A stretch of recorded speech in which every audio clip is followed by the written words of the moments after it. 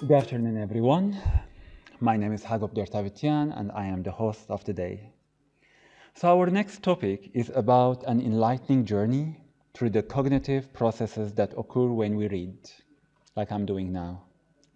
Eye movements to investigate cognitive processes in reading.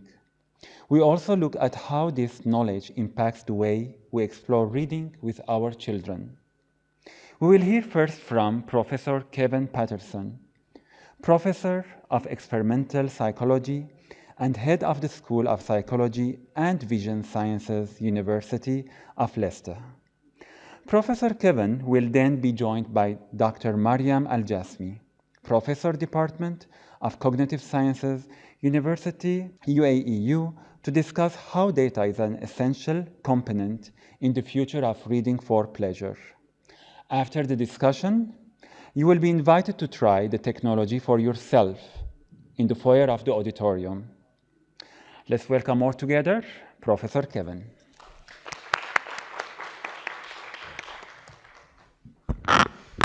Okay, so thank you, first of all, for that very nice welcome. And I also want to thank Isabel and her team for organizing a really fantastic conference. It's been hugely enjoyable over the last 2 days, and I've learned a lot from just being here. So let me see if I can get this. Oops, I've broken it already. Okay, so what I'm going to do is just talk a little bit about psychology of reading, focusing specifically on how we can use measures of people's eye movements as they read to understand the cognitive processes that are involved in their brain making sense of the text they read. So I'm going to cover essentially these issues. Try to make a case which I'm sure will be easy to convince this audience that it's important to study reading in all sorts of ways, including using the sorts of scientific methods I'm going to describe. I'm then going to hopefully demonstrate to you that eye movements are absolutely key to reading. So the way in which we move our eyes while we read places important constraints on how we make sense of that text, how we process information, and how we understand what we're reading. And I will talk very briefly about how we might be able to use eye movements to gain some insights into how children are learning to read and how they're acquiring reading skills.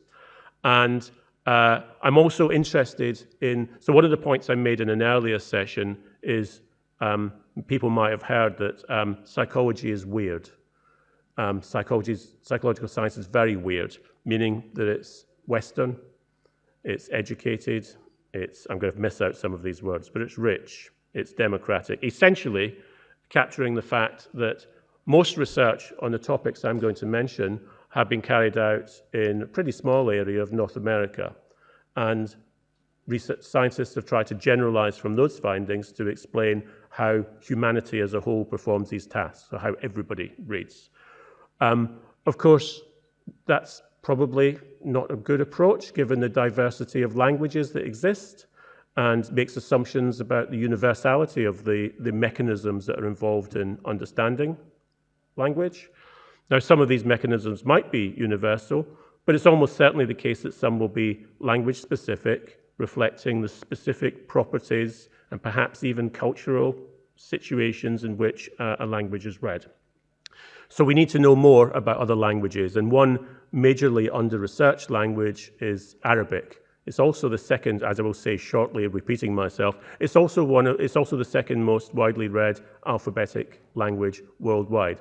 So part of this is a pitch for more people to use scientific methods to understand the cognitive processes involved in reading Arabic, and also to understand how children will learn to read Arabic. My colleague, Dr. Mariam Al-Jasmi, will tell us more about that once I've finished. So, why study reading? Hopefully I've already started making that case. It's really important. It's absolutely crucial to understand the processes that are involved in making sense of written language.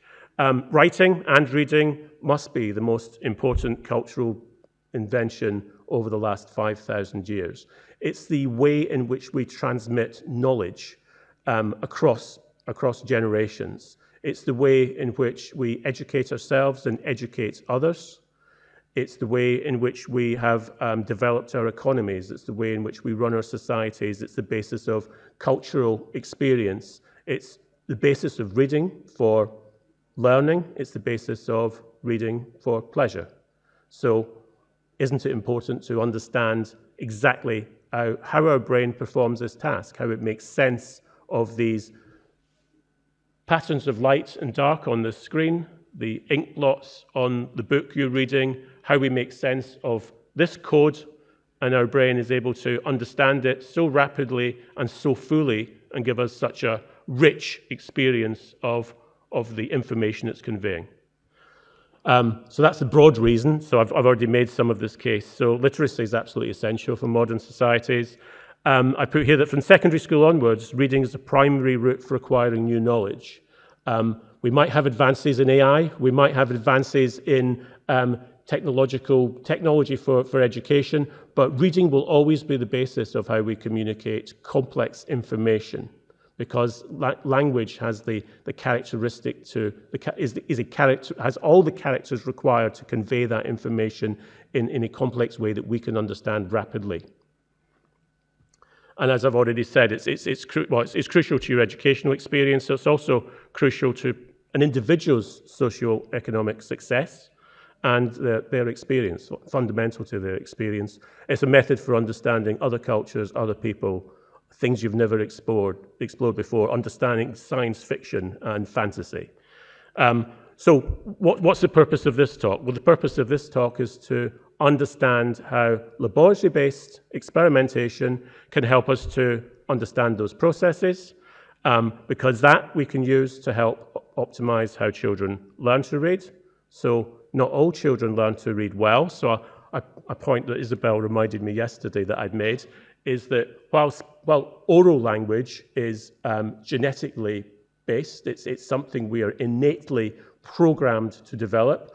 All you need to do is to expose a child to spoken language and they will acquire that language at the right age if you catch them early enough. Reading's completely different. Reading is genuinely an artificial task. It's a task that we must learn to do. It's a task that someone must help us develop the fundamental skills in order to then do self-learning afterwards. So children need to be taught those basic skills of decoding words, understanding how words slot together to form sentences and how sentences carry meaning. And once you do that, once the children knows the basic rules for doing that, they can learn more and more vocabulary for themselves and learn to use ever more complex ways of expressing that information. So something like, I don't know what the statistics are for the UAE, and I should have checked, but for the UK, something like 20% of the population have a reading age of around about 10 years old. That's adults I'm talking about. So helping people to read better, helping children to learn to read efficiently is important for the individual, for their future success. It's also important for the societies in which they live in. So the research is necessary to understand where the interventions can be targeted. That was a really long explanation of why that's important. It's important for other reasons as well. So actually, it's important for psychologists. Psychologists are interested in complex puzzles. And reading is a really complex puzzle because it draws upon a number of our cognitive faculties, the basic skill set that we have. So it draws upon our attention, our visual attention, our ability to direct where we look and maintain where we're looking at a particular point in time. It involves our ability to move our eyes very precisely across a line of text so that we process that information efficiently. It involves that visual processing, be able to acquire the information, the dots and the shapes from the page and recognizing those as being letters and words. It involves the ability to piece together those letters to recognize, to know that something is a word and recognize a word, and then access things about its meaning and perhaps also how it might be used in a sentence. And then groups of words come together to allow us to understand the message that's conveyed by a sentence. But we don't do that just using language. Language then connects to our existing knowledge base. So we're forever linking back the words we're just reading with our knowledge of what's gone before in the text, but also our more general world knowledge about the situations that are being described. And memory, therefore, is strongly implicated in this role as well. So from a scientific point of view, one of the things we would want to know is how these different processes are coordinated. So how they all come together to unfold in a sequence to allow us to go from the patterns of light and dark on the screen to something that's meaningful inside your brain. So I'm starting, a lot of the research I do, well, quite a lot of the research I do is at that interface between vision and language. So it's really the fundamental front end of reading. How do we see that information on the screen or on the page? And the way in which our eyes function constrains how that takes place. And I'm going to show you it's why we move our eyes when we read. But this is going to be a little bit interactive, so I just want you to perform a very simple task. So first of all, if you look at this display, how many dots do you think you can see in total if you search that strange array and you can see that at the intersections between the dark lines, some of the dark lines, you'll see a small dark circle. Can you see any of those small dark circles? Yes? And can you see more than one of the dark circles? Somebody said 12, so there might be... I should have counted beforehand, but 12 is a good guess, and I think that's probably pretty close. But what's really interesting is on just a single glance, how many can you see at one time? 2 or 3? 4? Okay. Now, what's important about that is there is, in fact... Again, I should have checked carefully, shouldn't I? But I think there's 12 black circles there. But you can only see 3 or 4 at a time. Why can you only see 3 or 4 at a time? Well, one reason is because to be able to see any of them, wherever you're looking, you can see some of them. That's because there's sufficient fine resolution at that part of your eye that is seeing that dot that you're able to detect it. But away from that area, the resolution is less good. I have another demonstration. It's actually my favorite. I don't know if I did this last time, Isabel, but my favorite demonstration is just to simply put your hand out in front of you. Look directly at your middle finger, and without moving your eyes, just shift your hand to the right or to the left. And I hope you'll agree with me that you don't have to move your hand terribly far while still looking ahead for your fingers to be sufficiently blurry that you can't tell how many fingers you've got anymore. You can't count them. So no more than a tiny distance before you lose that ability to see even your fingers in sufficient detail to be able to count them. This is what this task is demonstrating as well, that we can only see very clearly in very good detail within a very narrow range. This narrow range corresponds to the area here. I'm not sure how well this will work. There's a darker area that's circled, and you can see a line coming out from it that calls it the fovea. So this is an image, so the orange image, you can see that circle. So this is an image of the area of skin that covers the back of your eye, which is called the retina. This retina is composed of photoreceptor cells, so it's light-sensitive cells. But this particular area called the fovea has those cells very, very tightly packed into that area. And that area is where you see things in fine details, where you can recognize letters. It's where you can see the expression on someone's face. It's tiny. It's about 1.5 millimeters in diameter. But it's the only area where you can see objects in sufficient detail to be able to recognize them based on that detail. Away from that area, things get less distinct, blurry, less easy to identify. So the reason we move our eyes is to bring objects of interest into that area of foveal vision. The reason we move our eyes when we read is so that we can see each of the words on the page at that area of the retina. So reading depends on very fine control of movements of the eyes so that you can see each of the words clearly at this crucial point of the fovea where your entire vision is high resolution. Does that make sense? Good.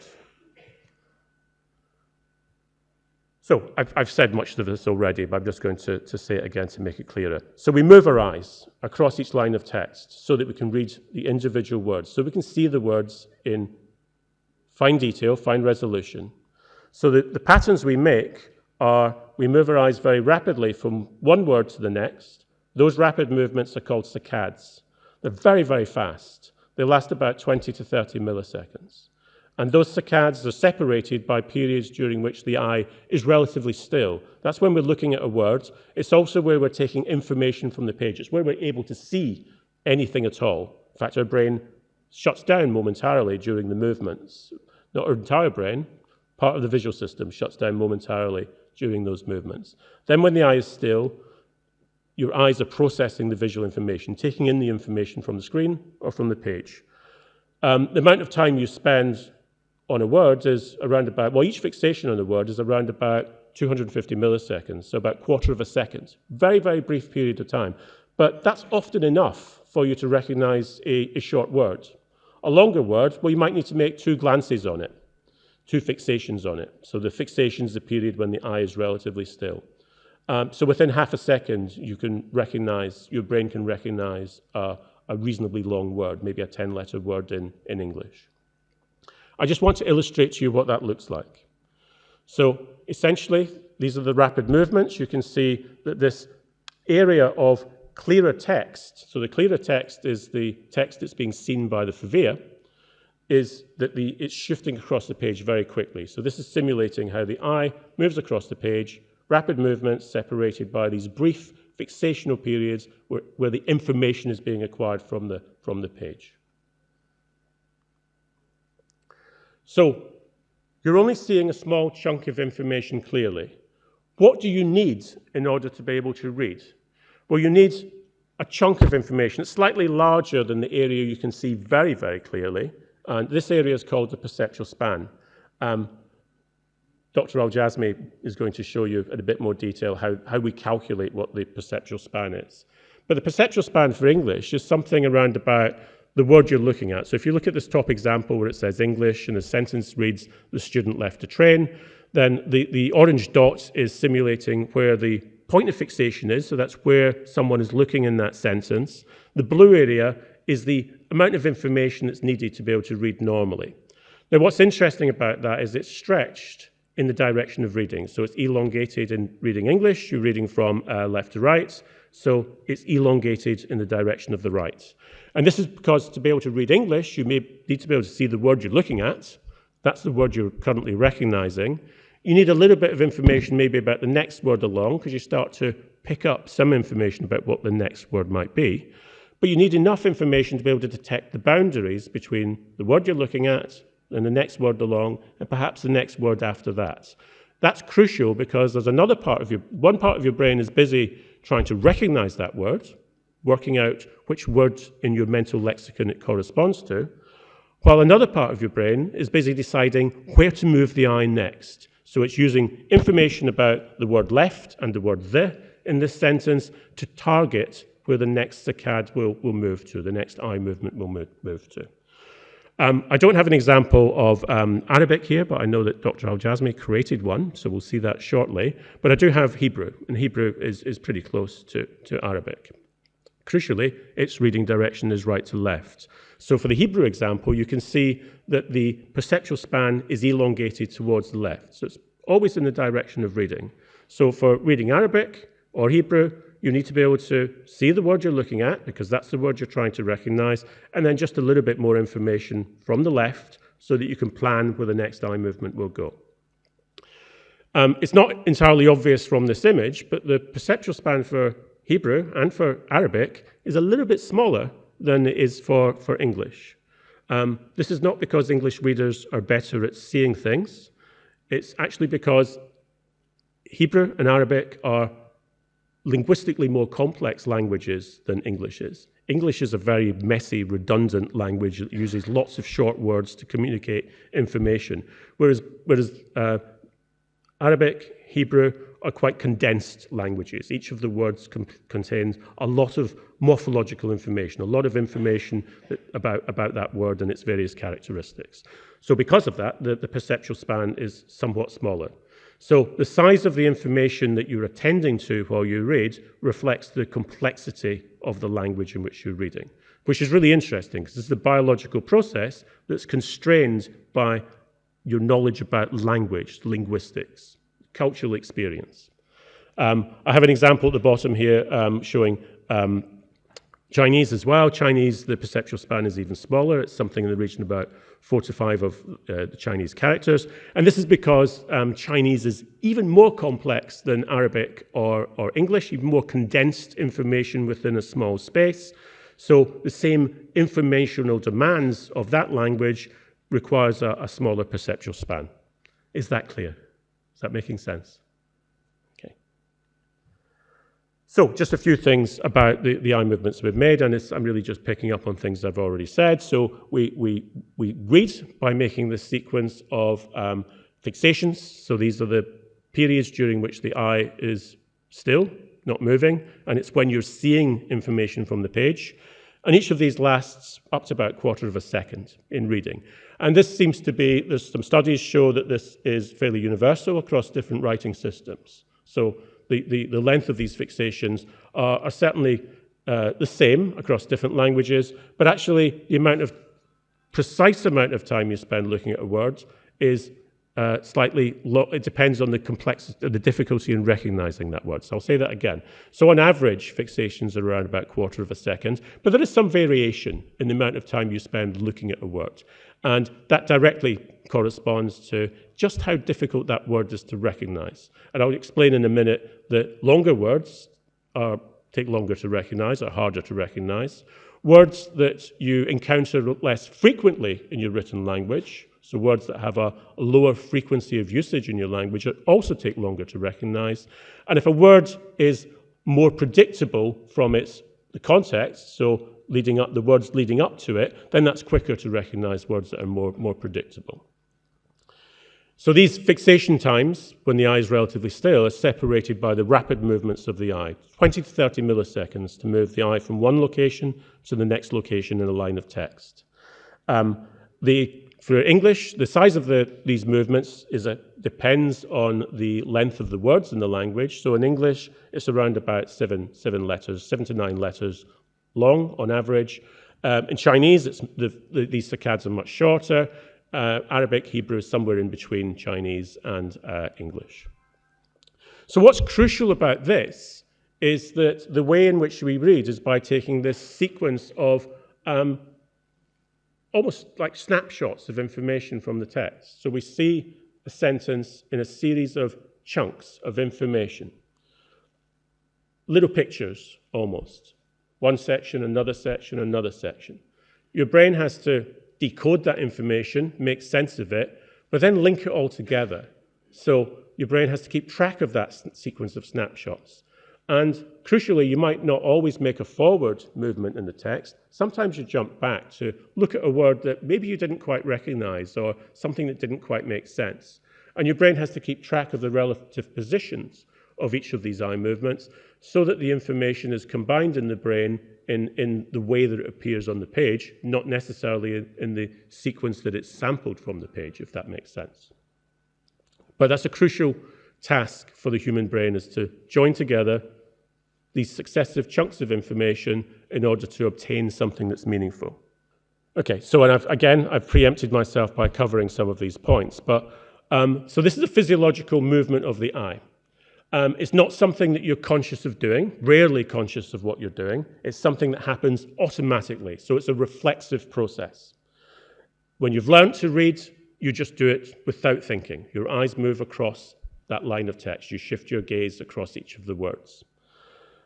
Nevertheless, it's not purely, that physiological process is under mental control. It's under cognitive control. So your brain is determining how long you spend looking somewhere and where you're looking at each point in time. So where we move our eyes reflects what we're currently processing, the information we're acquiring from the page. And that's governed by decisions about where the words are to be found. We very rarely, in fact, almost never look at the gaps between words in a spaced language like English or Arabic. We will look at each of the words. And in fact, we target our eyes very precisely towards each of the words in a line of text. So that tells us that it's a cognitive process. The part of the language processing system is dictating where the eyes will move. How long we spend on those individual words? Well, roughly about a quarter of a second, but precisely how long we spend is a function of how easily we're recognizing each of the words. So again, it's a process to do, it's a cognitive process. It's to do with our ability to extract and make sense of information, dictates how long the eyes dwell on each of the words we look at. And I've already explained some of this, that there are factors, 3 key factors that seem to be responsible for determining how long we spend looking at individual words. Their frequency, which is essentially how familiar those words to us. And my example here is comparing the amount of time you might spend looking at archaic versus ancient. And these are interesting words because they have the same number of letters. They also have very similar meanings. However, the word archaic is quite rarely used in written language, in written English language, whereas the word ancient is more commonly used in language. So as a group, we would spend less time looking at the word ancient to recognize it than we would spend on looking at the word archaic. How much time? Not very much, not a big difference. So that would be something in the region of between 10 and 20 milliseconds, which is a tiny portion of time as far as our conscious experience goes. But in terms of the processing mechanisms within our brain, that's actually quite a long period. So it's a fairly detailed amount of time. I just want to try, this is partly to just make sure you're still paying attention, you're still awake, no one's looking at their phones, etc. But I just want you to read this sentence and let's have a game of count how many F's are in the sentence. So someone shouted out. Did someone shout out 3? Okay. Oh, okay, you're too fast for me. Let's start with 3. Raise your hands if you think it's 3. Okay, that's a fairly fair number, about half the people almost. 4? Let's try 4. Who thinks 4? Okay. You think... Okay, so there's a convergence that it's more than 3. So who thinks 7? And who thinks 5? And you're determined it's 6, so who thinks 6? Okay, so just look around, keep your hand up, please. So if you look around, it's not everybody thinks it's 6. It is 6. Now, so why was this a difficult task? Why am I getting responses somewhere between 3 and 7? Let's try it. So I have to do this quite slowly because I've called it a simple task. It's actually quite difficult. So there's an F in finished, that's 1. F in files is 2. F in of, that's 3. F in the next of is 4. F in scientific is 5. And then the next F is in the third of, which is the third last word. That's 6, not 7, I'm afraid. Definitely not 3. So what do you think happens? Why do you think that it's different numbers at the very back? I think it's different numbers because as I was reading across, I saw the first 2, didn't see the first 2 ofs, saw it in scientific, and then saw it in the last of. Then that's when I heard the lady say 3. Then I went back and had to reread several times before I actually saw all of the ofs repeated and then made that connection. It's 6. Okay, so that's the most perfect explanation I think I've heard of what's happening, and it's completely correct.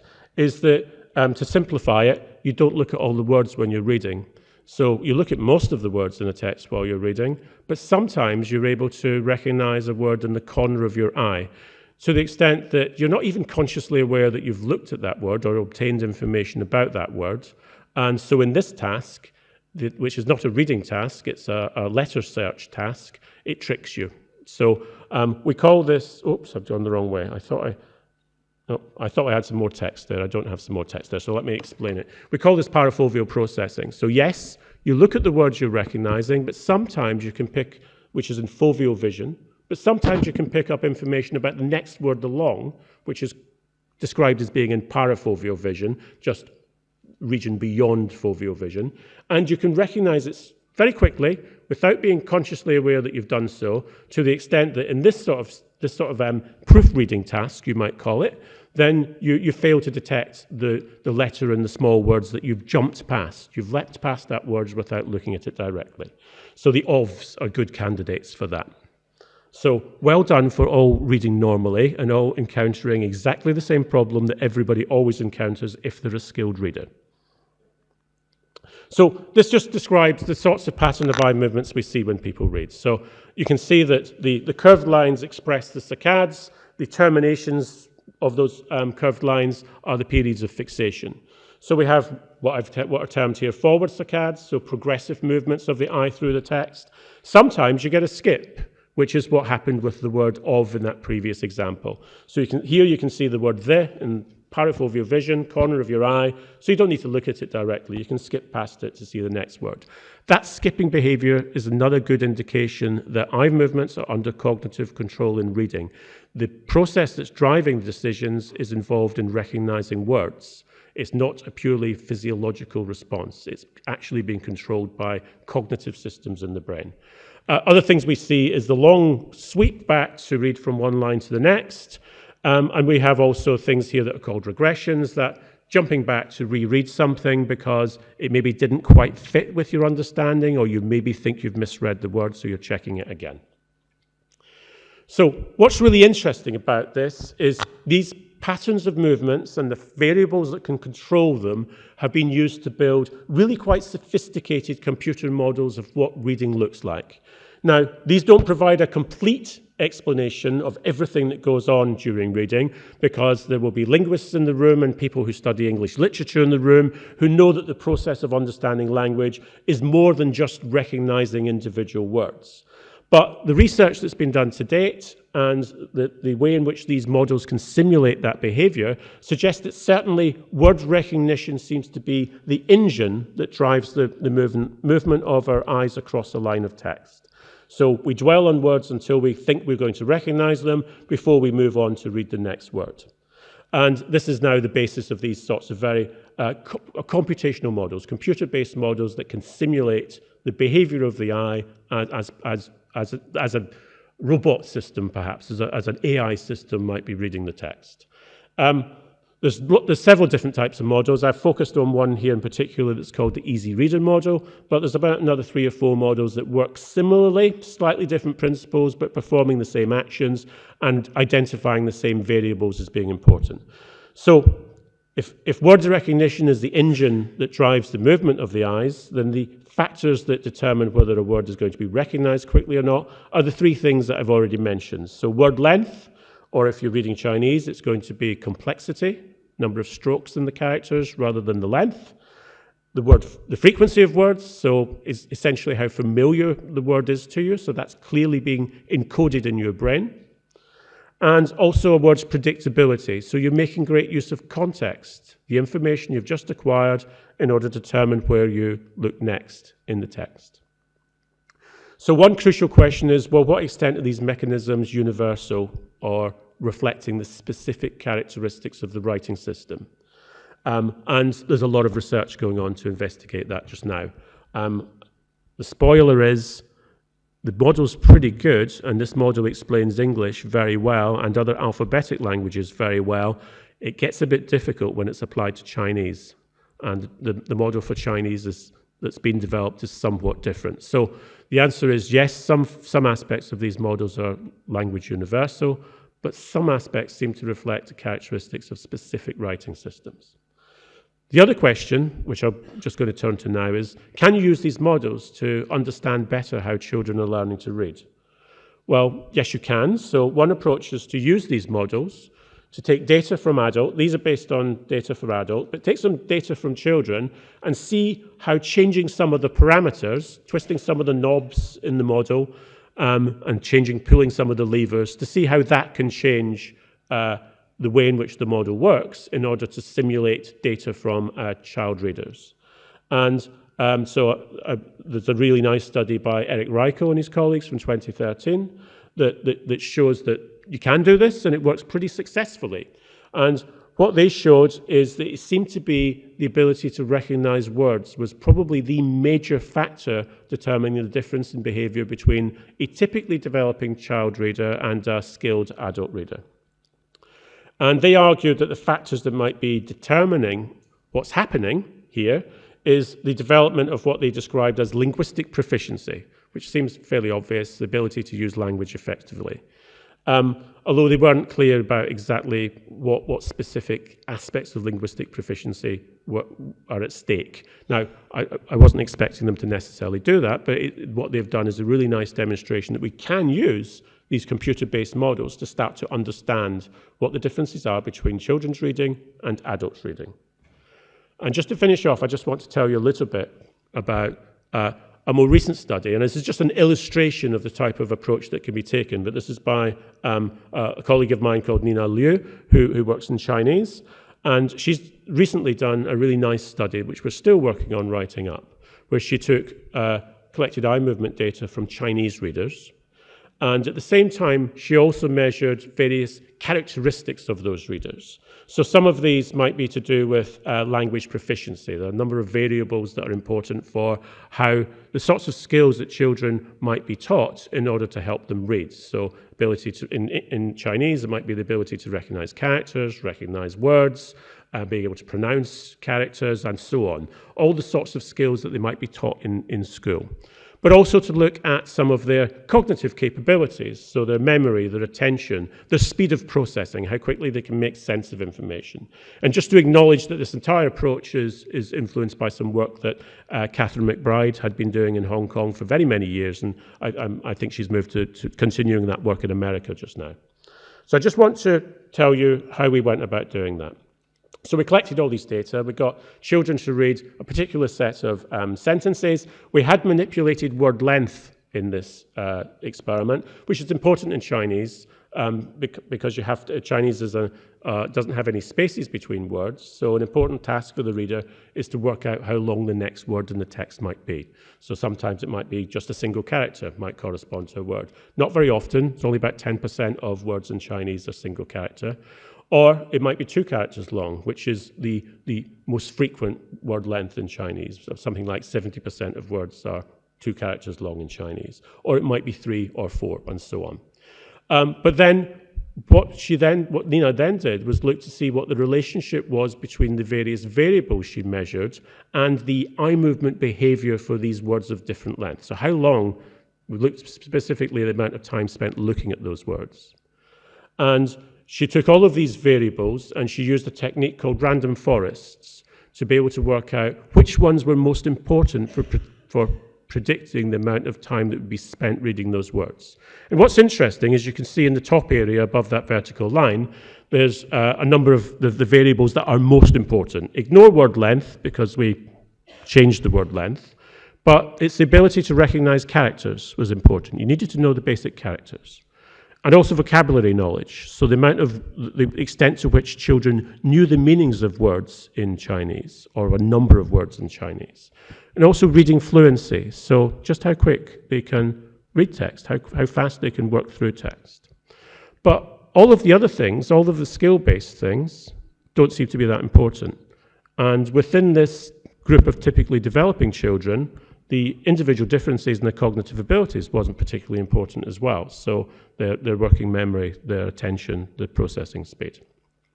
So what seemed to be the strongest effects are driven by character recognition, being able to recognize characters, vocabulary knowledge, having a good vocabulary, and reading fluency. And what I think is really important about this, particularly in the context of this conference, is that beyond developing basic competency, which is the sort of thing that Charles Hume was talking about yesterday, so distinguishing between children who have basic competency in reading and maybe some specific difficulty in reading. So those who have basic competency, the factors that determine how well they read are experiential. So it's exposure to language, because building a vocabulary means reading more. Developing a reading fluency comes from reading more. So the more you read, the better you get, as long as you've got the basic skills in place. And as Charles Hume noticed yesterday, if you have specific difficulties with those skills, some form of remediation is needed. Okay, I talked about the importance of looking at Arabic, and I think interesting questions are, if we had to have a broader understanding of how we read, we need to study more languages. Arabic is grossly under-researched, so please go out and study Arabic. We need more studies of this type in Arabic, and we need to see if we can apply models like Easy Reader to Arabic. Can we use computer models to explain how adults and how children read in Arabic? And I think a really nice study, which we would like to do, is to use this approach that Nina used and apply it to Arabic reading, so we can discover what are the key determinants of reading proficiency and the way in which children, the key things that children need to be able to do in order to read Arabic well. And also other things we can do, other things we should do, someone should do, is to use these types of methods to see, to test the efficiency of different types of interventions that might include how reading for pleasure, for example, benefits reading abilities. Okay, I'm going to stop. Thank you very much.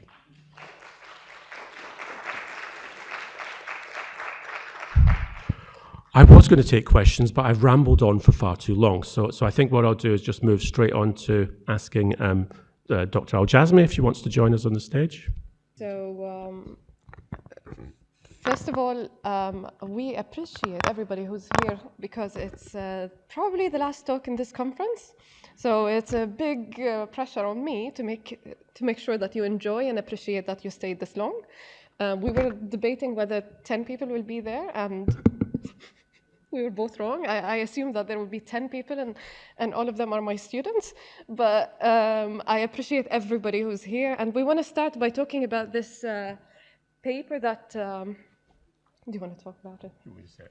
Okay, so Miriam's being very shy. So Miriam found this really interesting paper just last week that's been published in a journal called, it's one of the Frontiers journals for people who know what the Frontiers journals are. But this one is specifically aimed at young minds. So it's aimed at adolescents, young people, children, very young children. We're